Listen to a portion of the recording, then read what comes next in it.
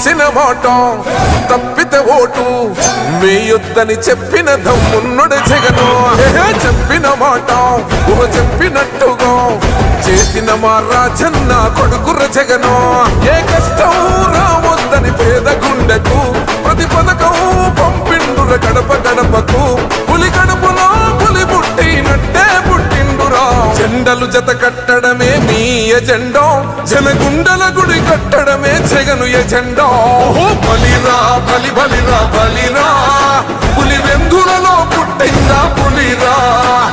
కుర్చీల కూర్చోవడమే మీ ఎజెండా, కుర్చీ జనమే ఇవ్వాలన్నది జగను ఎజెండా.